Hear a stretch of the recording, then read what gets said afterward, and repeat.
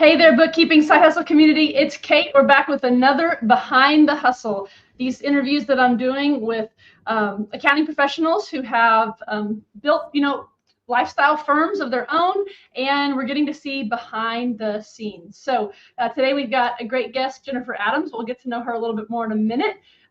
Just want to remind everyone the purpose of these interviews is to take a real life look at what it takes to be a successful entrepreneur in the accounting bookkeeping space. There's a lot of messages out there that anyone can do this and that it's easy, might take just a few weeks to build a business like this, but I like to think that real life stories are the best illustration to show the truth behind what this is like. So my instructions to my interview guests are to share the good, the bad, and the ugly of this. I plan to ask Jennifer the same questions I've asked in the previous streams. This is our sixth one, so make sure you get the whole playlist and listen to all of these. Make sure you subscribe to the Bookkeeping Side Hustle channel so that you can get these. I've already have 3 more on the books to, I'm not stopping. So,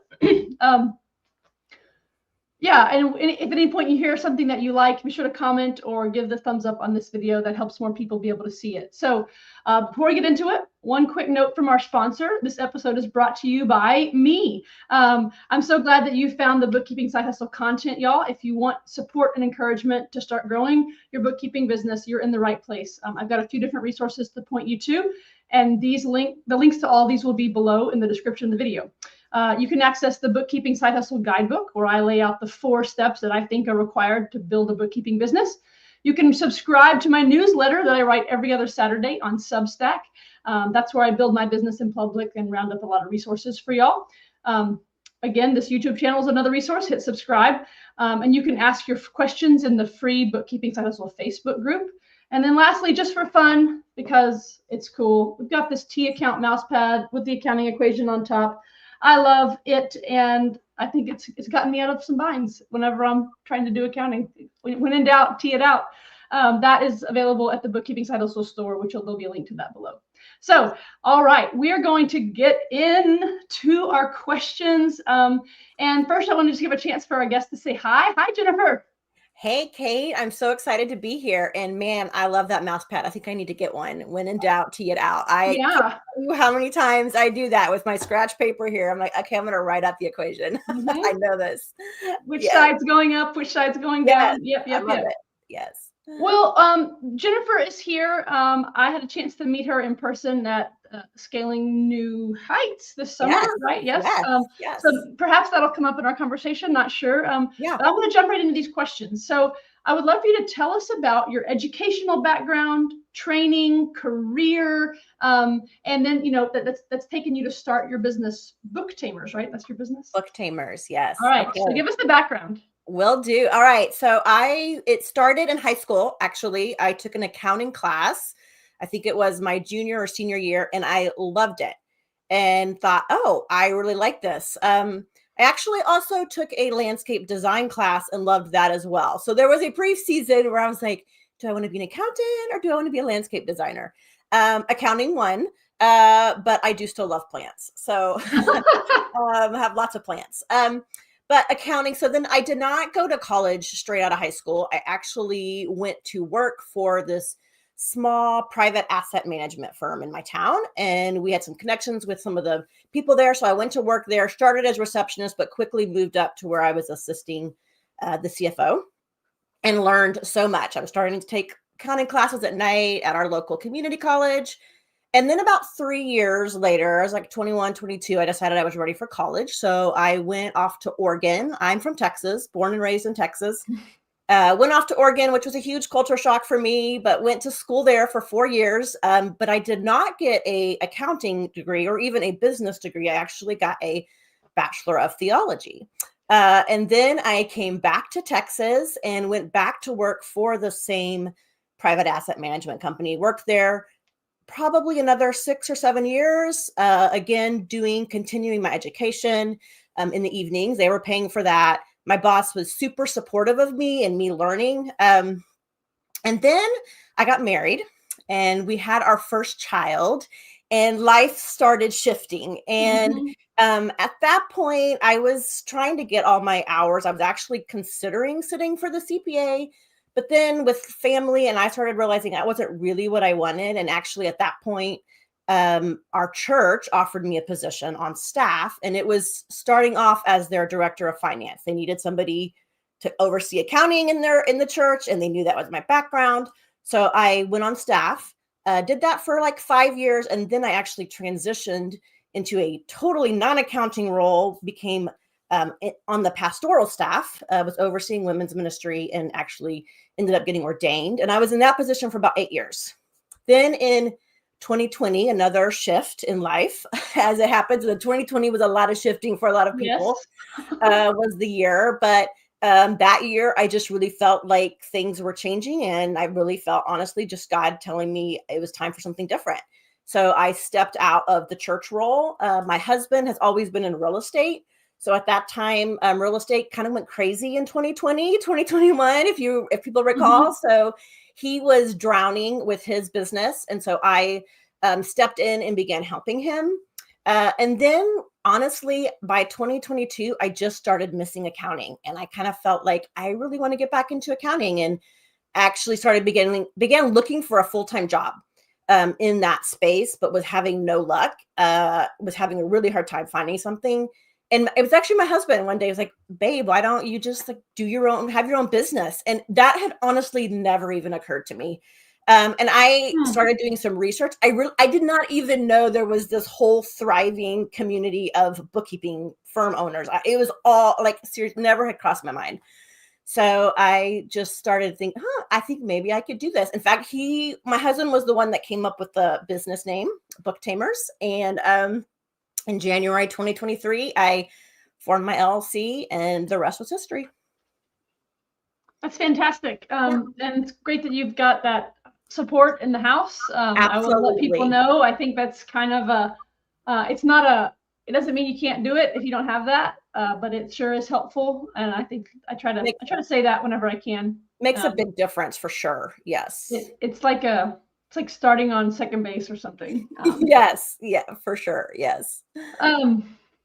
So let's talk about that first client. Okay. January 2023. How did you get your first client? Well, okay. So that's a fun story. So before I actually officially started, so this was like late 2022, I just began to put feelers out. And I had a couple of friends in town who were CPAs and worked in that space. So I reached out to them more so to really pick their brains, like, hey, okay, I'm considering this. What do you think? Like, what's the market like? What's the need in our area? And they, of course, were both like, oh yeah, there's a huge need. You would be great. Yeah, you should do it. And so before I even started my firm, I think it was in November the year before, one of them actually reached out to me and said, hey, I had this client that came to me and really needs some bookkeeping catch up. Would you be interested? So I was still kind of toying with the idea. And I thought, well, sure, this will be a great test for me to see if this is even what I want to do. So my first client came to me in November, and a couple months in, I was like, oh, I can totally do this. Yeah. And so January, I made it official. And then the clients coming in was much slower. Like that first year was slow. It was a buildup of starting with my network of people. It was, as soon as I was official, my very first thing I did was build my website, get my LLC and build my website, the first 2 steps. And as soon as my website was live, I had it ready. I just put a post on Facebook. Pretty immediately got like 2 friends who reached out and were like, oh my gosh, yeah, I totally need this for my business. And so bam, I was up to 3 clients. I'm like, oh, this is great. And I began making these goals, like all these things I was going to hit by year 1. And then after that, it was a much slower build going forward, but it's been slow and steady. And I had several people, mentors in my life that were further along, just encouraged me that slow growth was healthy growth, because I needed to hear that. I am a big goal person, and I can sometimes be overly optimistic. So hearing that, hey, slow growth is not necessarily bad. A lot of times that's healthy, just getting all your systems and stuff in place. So, but it was like, it wasn't what you expected. And there's kind of like a tone of disappointment, like that you thought you were trying, and it wasn't easy. Yeah, that first year especially, it just I think by the end of the first year, I had 7 clients, and I thought it was gonna just ramp up much faster than that. But looking back now, I'm like, I'm so thankful. Like, if I had the clients I have now, then I would have been totally overwhelmed. It was what I needed. But I just had this idea I could just jump in and just right off the bat, just get all these people and be, making the income I wanted. But no, it takes time. It takes time to build those systems and to get your name out there and build trust, because we're talking about people's money and people's finances. They really need to trust you, or you need to have some referral partners that they trust, and those referral partners trust. It's building relationship, and that just takes time to build those relationships. A little bit more about the client aspect. Yeah. Are most of yours still local? It sounded like you started with this local and like maybe friend type of a connection. Is it that close? Are all the clients that close still? Yeah, and that most of my clients are local. The majority of them are, and they are either I know them, so they're still in that first circle, or now it has started to grow where now it's the CPAs in town that I have worked with, that I have built relationship with. They're referring people to me. So the majority of it is local. I did get a client off of a LinkedIn post that was on the other side of the country. And then their CPA, after tax time and seeing my work, has started referring me people from the, and it can be a little challenging, honestly, when you're getting people in different states with different tax requirements. So part of me is kind of like, I think I might stay local, because you just got to realize there's going to be little nuances and tricky parts to getting outside of your local area that, especially when it comes to sales tax and state tax, all the different tax parts of it. Yep.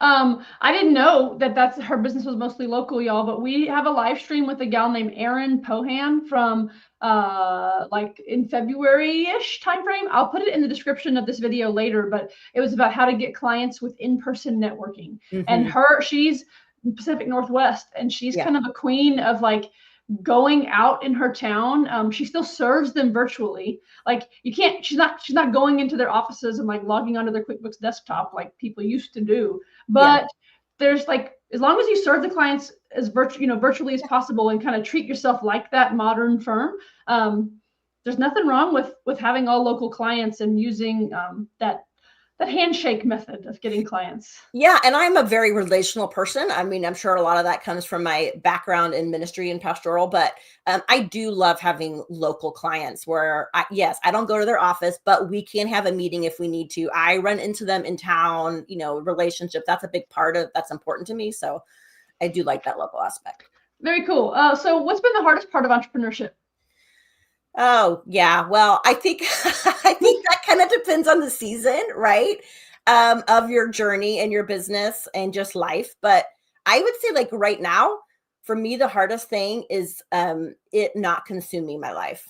Like, and that might be part of my personality traits, but when I do something, I go all in. And so, in the beginning, even when I wasn't making a lot of money yet, like it was all I thought about, like just trying to tweak and fix, just grow and all the things. And now that I have grown and I have a very full client list and I have a lot of client work, I can find that it's very consuming. And so trying to learn how to balance that, it not taking over my life. I am married. I have 3 boys, 2 of them still at home and school age. And they're very active, and I want to be available, which is also the good part of entrepreneurship, is that I can be flexible. But I think the hardest thing for me right now is that, like, just figuring out how to run a good, healthy business, but not let it consume me, because I am everything at this point. It's just me, which I know that's another question, but I am a solopreneur at this point. So like I wear all the hats. And so, yeah. Well, I think some people would say that like fixing that problem is like a skill, and like you're still kind of like a baby, you're like a toddler, like not. And so I bet that you'll get better at that. And when you identify a struggle, it starts to be easier to fix it. And so it's not something that it's not maybe not a muscle that you have exercised in the length of your life that much, and now you are. And but I think that's a great share. So well, what about the best part of entrepreneurship? There's several things that I love, and I briefly mentioned it earlier, having the flexibility. Like, I love being my own boss. I love that when I need to take off to take a kid on a field trip or be at a sports game, whatever, I can do that. And I can really work whenever. I am kind of a night person. So although the older I get, the less I am a night person, but I'm okay with working. The kids have all gone to bed and I can do my work then, knowing that I have that kind of flexibility. I love that. But also, one of the things I've really found that I love about entrepreneurship is just this, it kind of gives me permission to take risks and try new things. And I get this like front row seat to just watching what happens when I step outside my comfort zone and I do hard things. That's been really fun and rewarding. It can also be scary and terrifying at the same time. But for me, it's been really rewarding to just try new things and do something I never thought I would do and sounded hard, and being like, oh, wow, I can actually do this. And this is, working, and this is awesome. So it's like that out of body experience. Like, you're a spectator. yeah. Like, there's this lady named Jennifer and she's like, look at her. Oh my God, Yeah. what did she just do? Yeah. It's fun. And in the community, like really and I can talk about this later too, but the community that I have found in doing this and running my own firm and just being a part of the accounting bookkeeping community, there's some just really, really amazing people in this space. And especially in the last 12 months, I've really gotten into that, trying to get more into community. And that has been, wow, I can't imagine doing this without them at this point. I like not doing it. I would never do this alone now that I know what kind of community there is out there. Can you, what are you talking about specifically? Is it something other people can join?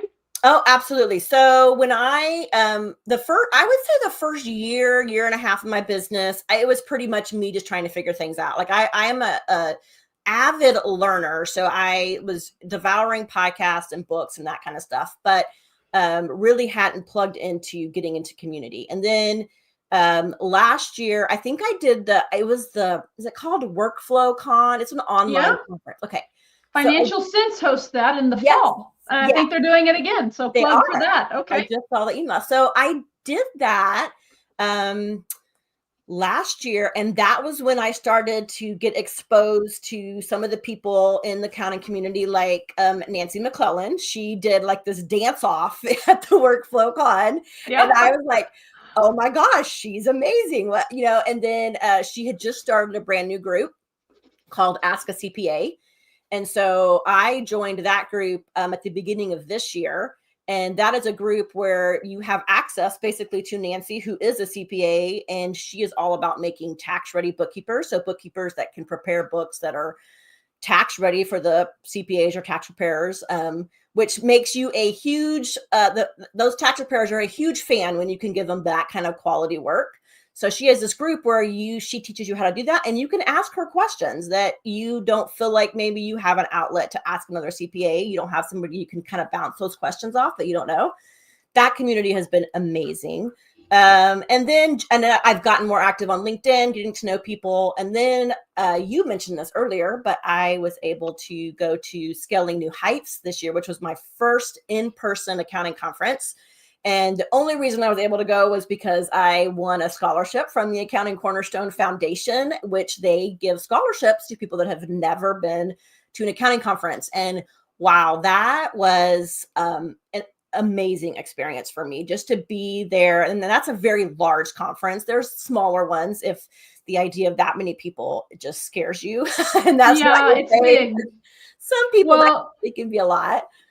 And the Accounting Cornerstone Foundation, we've actually tried to get a variety of types of conferences. So they're not only like the big mamas.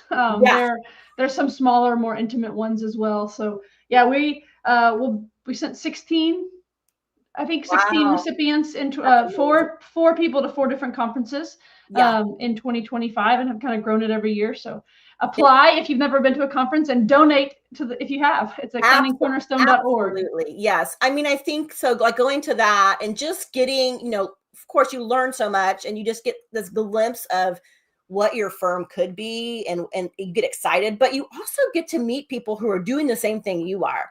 And you realize that you are not alone. You're not the only one with these struggles. In fact, there's two people I met at that conference who we still regularly, once every month or so, we jump on Zoom calls just to catch up and see how each other's doing, kind of hold each other accountable. And I love that. I mean, that's, as an entrepreneur, it can get lonely, especially if you don't have a team. So just having those connections with people that are in the trenches with you and you can bounce ideas off of and just be encouraged. And well, I was trying to look for a link for the Ask a CPA, but if y'all just Google Ask a CPA and the word Nancy, she's got a couple different sign up spots that kind of come up on Google. So check that out. It looks like a really affordable thing to have in your back pocket, to like to a place to be able to get your questions answered. So yes.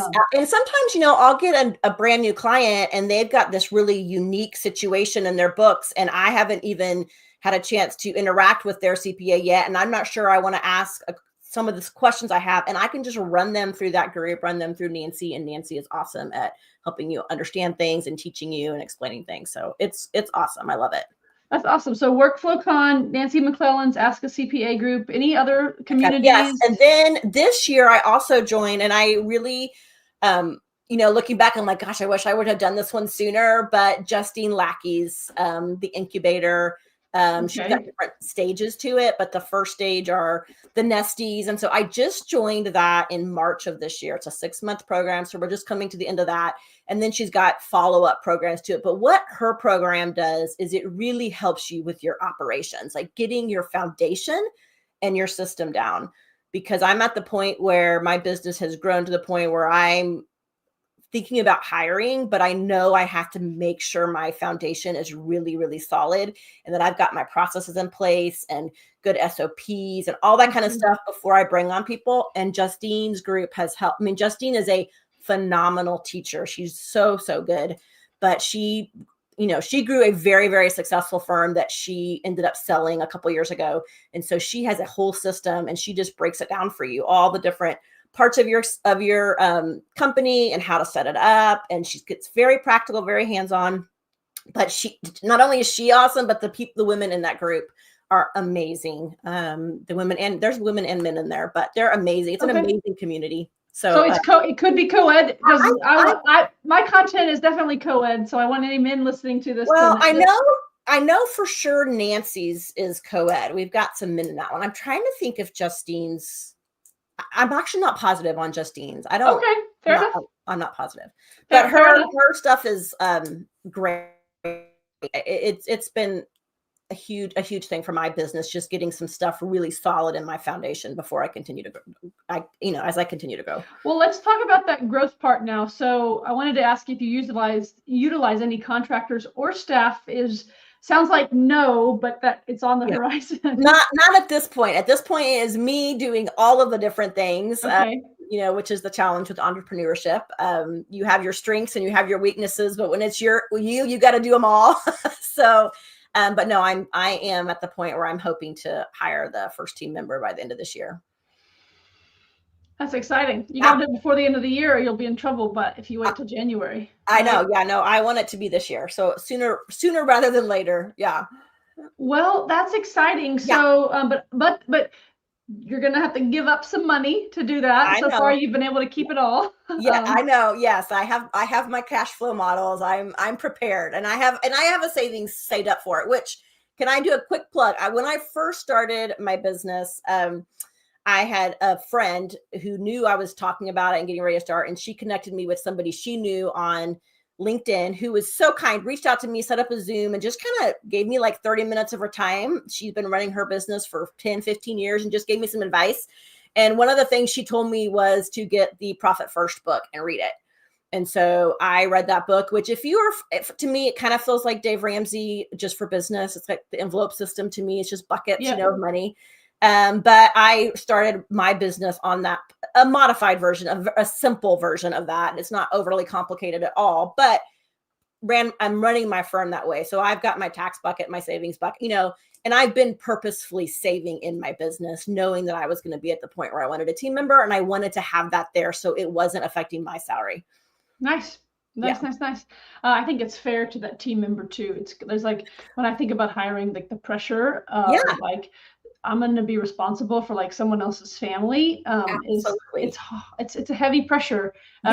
So to make sure you've taken your risk mitigations. Yes. To know that, like, I mean, you still might crash and burn, you still might, but at least it's not going to be like in the first 3 months and then they quit their job to come work for you and like, it didn't work, yeah. So I think that's really responsible. It'll help it be more peaceful and less like you won't be making decisions out of a scarcity. Right. So right. Yes. Agreed. Well, let's talk about tech stack. Yeah. Basically, I'd love to know, like, anything you subscribe to. What are you using? What apps are you opening? What extensions do you have? Just, I would like to know, because we get sold to, right? Like everyone, there's like all these apps, and if you go to one conference, you're on a million email lists. And what do you actually use to run your firm that has had success enough to be able to? We're talking about hiring someone, so you've done well. What do you use? So yes, because you do have to fight shiny object syndrome for sure when it comes, and I love tech, so I have to really work at this. But when I first started my firm, I immediately researched project management because I knew I was going to want a good system for my clients. I knew I didn't want to be relying on text and email for my clients, or I would quickly get overwhelmed. So I went with Client Hub. That is my project management. I'm very happy with it. It has been great, and it works great with my clients. My clients love it. It's easy for them to use. There's an app version of it. So all my communication with clients only happens in I mean, I say that's the goal. I will occasionally have a client who's going to email me or text me, but I always point them back to Client Hub. Sometimes I will even answer them through Client Hub to get that conversation moved in over there. Great idea. Yeah, because I want to keep all of our conversations there, so it's in one place and it's easy to access. So Client Hub is my project management. I'm in the process of switching over to Anchor for proposal and billing. I've been really impressed with them and the whole team over there. They're great. So that's proposal, billing. And then I do use a software called a Geocon. And it syncs with, I use QuickBooks Online. I am solely QuickBooks Online at this point, although I call myself a Zero curious. I am checking out Zero. Okay. So good, exploring that one. But Geocon will sync with QuickBooks. I think it does Zero too, but it syncs between QuickBooks and Google Sheets. So it allows me to do more custom reports for my clients. You can also upload from Google Sheets into QuickBooks with Geocon. So y'all, that's G-ACCON, right? Yes. I've seen lots of their like signs and ads, so that's great. It's a connector of Google Sheets to QBO, huh? Yeah. Yes. Okay. And so I've had that pretty much since the beginning. And then this year I've implemented a couple new ones. One being Right Tool. I don't know why nobody ever told me about Right Tool before this year, but it is, if you use QuickBooks, you need to have Right Tool. It is amazing. I've already signed up for the pro version because the batching capabilities in there are really, when you're doing a cleanup, it's pretty awesome. Amazing. Okay. Right Tool. And then Loom. I started doing Loom this year with my clients. When I send them their financial package, I will do a short Loom video. I have actually found that has cut down on my meetings because clients that often would want to meet with me after they get their financials, now they watch my Loom video, and they're usually pretty short, like 5. I just point out a few things. A lot of times that answers all their questions, and we don't even need, I'm always available to them. I give them that option, but I feel like it's just helping me to educate them a little bit more. And it cuts down on meetings, which if I can do that, that's always great too. Of course. And then I just started using Fathom a month ago, because I'm just starting to slowly venture into cash flow and advisory space. I've got a current client who is really needing some help in that area. And I've really been wanting to branch out into that anyways. So Fathom is the one I've been trying with that. So far, I'm really liking it. Okay. For building cash flows. Yeah. All right. There's a real life tech stack, y'all. Some of the stuff we've heard before, not all of it we have. So do your research on some of these tools. I'll let y'all know that Jennifer has provided her LinkedIn profile. Yes. It'll be it's in the description already.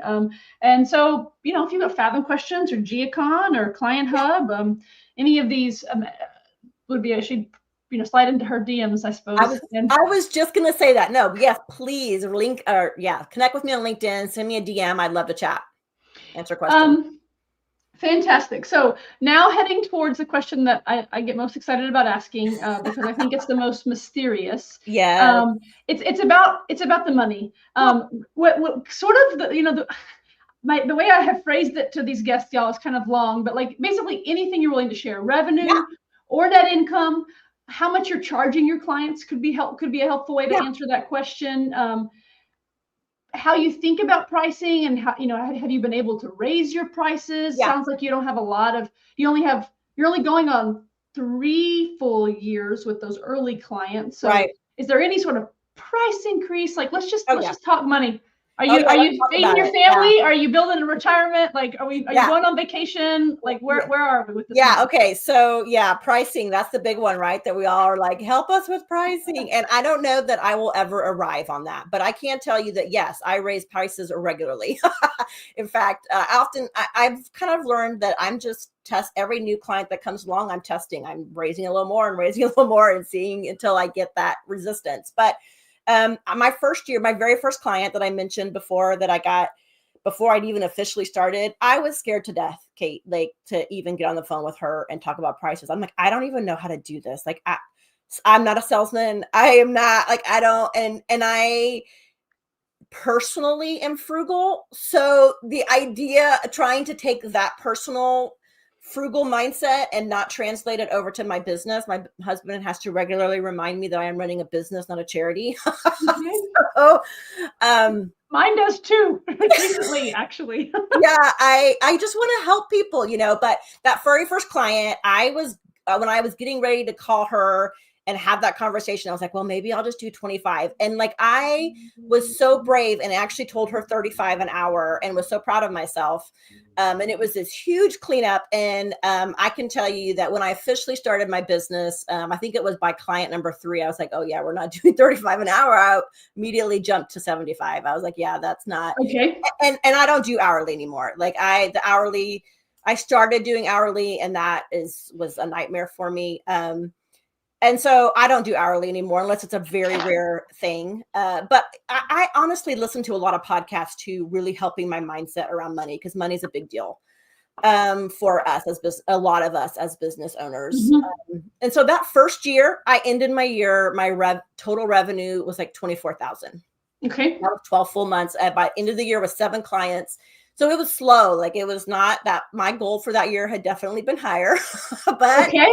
Hey, it's true stories. I was learning and growing. And so second year, which would have been last year, I ended the year at 63,000 revenue.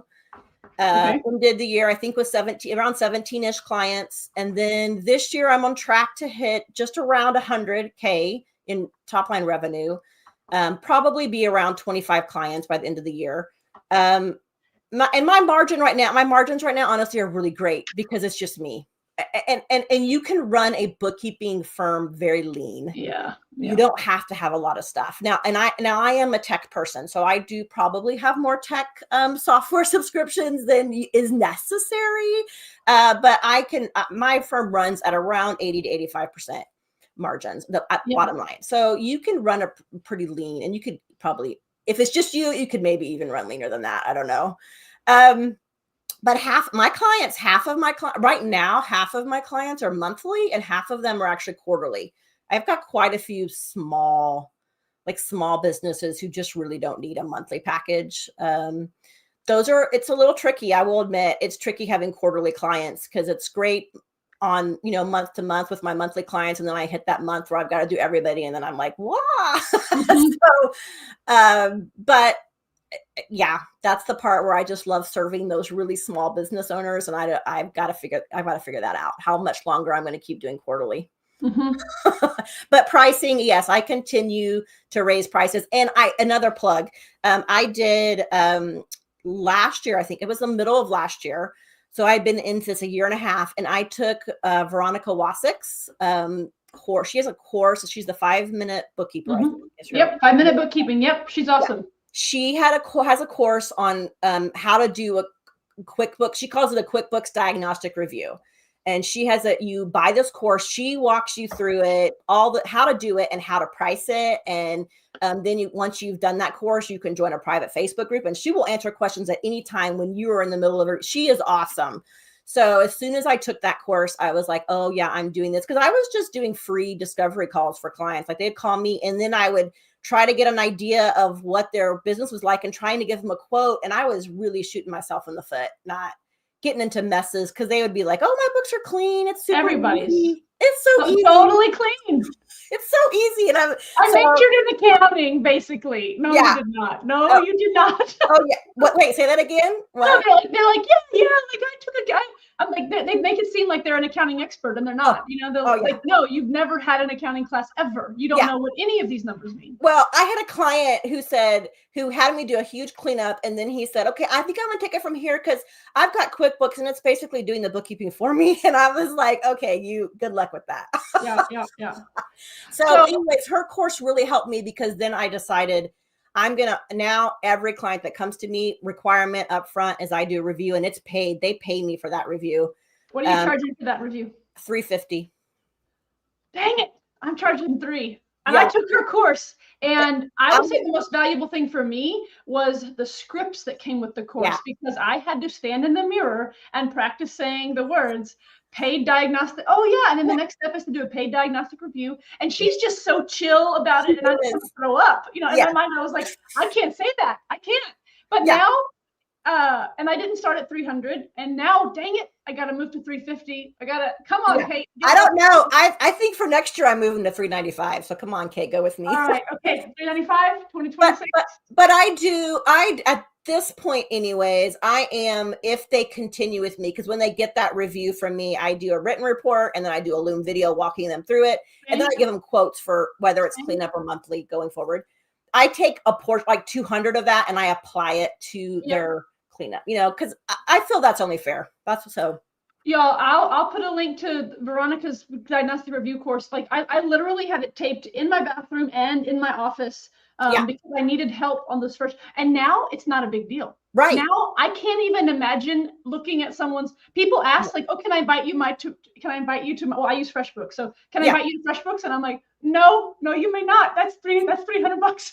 Yeah, absolutely. It's like who's crazy? Who would do this? Not a chance would I do it anymore. But it was scary, and I needed Veronica's teaching. So that's really cool. That's something I have taken. Yeah. It was worth every penny, and it like pays for itself with one review. Like, oh, absolutely. Yes. I highly, highly recommend it. And she also says in there that on those calls, you say, I recommend, because I would do this kind of, well, I think you probably, I'll kind of get wishy-washy. She's like, no, you just very confidently say, I recommend you do. And you just be confident about it. So yeah. That's great. So, all right. So we're trying to hit 100K this year with all those diagnostic reviews that are going to lead to cleanups. I bet you're totally going to hit it. Yes. And then if you're going to hire, then that means that next year's got to be probably a more rapid growth than what we've seen, like to cover that. But you don't have the margin mentally to probably be able to go get the work, I suppose. Well, exactly. Like I right now, I don't even have margin's the right word. I don't have margin to go out there and really network. And I really want to do, at heart, I am a teacher. And so I've had a couple opportunities this year to like teach some courses and workshops. And I really want to do more of that. I need somebody doing some of this business stuff. So I have some space to do that. And I know that will also bring in more clients. Fantastic. Yeah. Well, I think this is some great, like amazing info. Thank you. 2.5 years in fully, you're almost to that three-year mark. Yeah. Like, to be clear, you are still running, like living the life you want to live. You're your own boss. There's like probably countless intangible, unquantifiable benefits that go on top of this actual money. But like the money is still really good for being able to do whatever the heck you want. Absolutely. Yes. Yeah. And it has been a godsend for our family. My husband's business, again, being in real estate, the last 2 years have not been great. So, this, like, I was just kind of itching to do a little something to help. And it became where, oh, wow, we really needed my income. So it's been a huge blessing. And I love it. I love working with clients. I love helping them. I love seeing their eyes light up and them understand what their numbers mean and their businesses thrive when they really understand that. I mean, there's so many parts of it that I love. So yeah. Awesome. Well, I'm looking at the time. Let's go ahead and close this out. Again, y'all, the playlist has all these interviews that we're doing. Give this interview, if you've made it this far, thumbs up and a comment, please. It really helps with the YouTube algorithm. But for that last question, just what's your best advice for someone who's looking at being a bookkeeping entrepreneur? You can do it. Just go out there, but don't do it alone. And I talked about that a lot already, but get in community, find people who are doing it, who are a little bit ahead of you, and just don't do it alone. There's awesome communities out there. Get plugged into one of those as soon as you can afford it. You won't regret it. Yeah. I agree. I think it's kind of like your coworkers, you know, Yes. And when you think about how, like, you really do, like, you don't know it all. There's no one who knows it all. No. And so I like to find that, especially as I'm looking at groups to join, like, analyze the leader, but analyze the peers as well, because those peers are going to be like your water cooler coworkers, and, you know, you love them. They annoy you. They help you. You help them. It's like the whole family situation. Yes, you gave me that exact advice, and now I think about that every time I'm looking at a group. Yes, it's so good. Water cooler group. Thank you so much for sharing this, y'all. Again, some ways to stay in touch with her is in the description below. We'll put a couple of the other links that we've mentioned in this video below. If you need, if we need to refine any of these questions, you can comment here, and I'll make sure Jennifer knows that she can come on LinkedIn, on YouTube, and help answer as well. And we'll answer some more in the Facebook group as well. I really appreciate you. It was great getting to meet you, and so I'm glad we've been able to continue this relationship and get. I didn't know much of what you have shared, so awesome. I'm just grateful for your story. We'll sign off for now. So adios, all.